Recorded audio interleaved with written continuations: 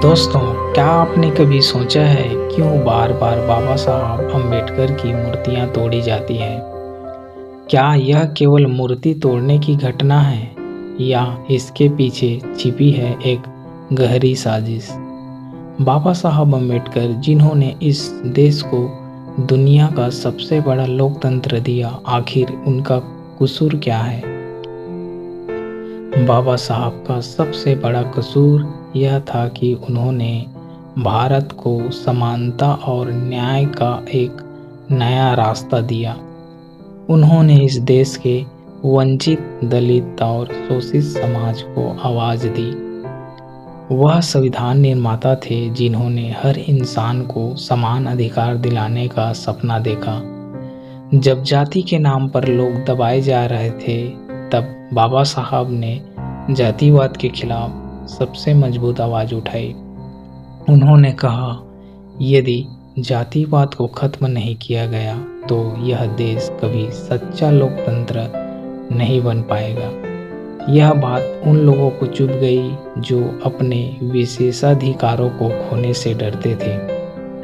उनका दूसरा बड़ा कसूर यह था कि उन्होंने बौद्ध धर्म अपनाकर लाखों वंचितों को एक नई राह दिखाई। उन्होंने अन्यायपूर्ण सामाजिक परंपराओं को नकार दिया और समानता, करुणा और शांति का संदेश दिया। यह उन लोगों के लिए असहनीय था जो धर्म के नाम पर लोगों को दबा कर रखना चाहते थे। तो सवाल उठता है दोस्तों, बाबा साहब की मूर्तियां क्यों तोड़ी जाती है? यह समाज में डर और घृणा फैलाने का एक प्रयास है।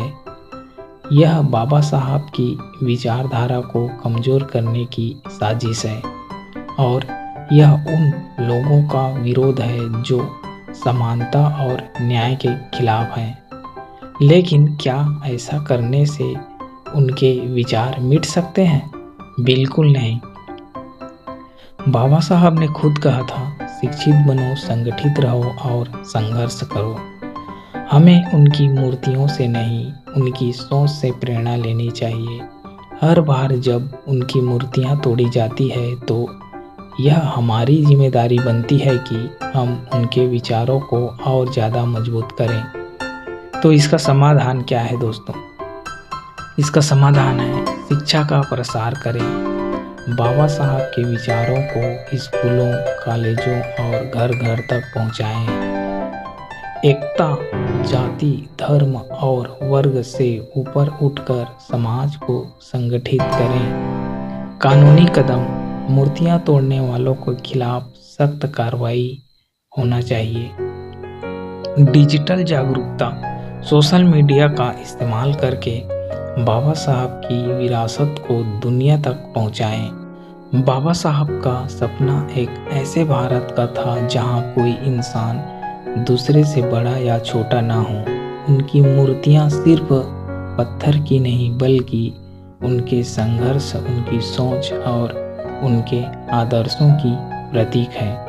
उन्हें तोड़ने वालों को यह समझना होगा कि उनके विचार पत्थरों से ज़्यादा मजबूत हैं।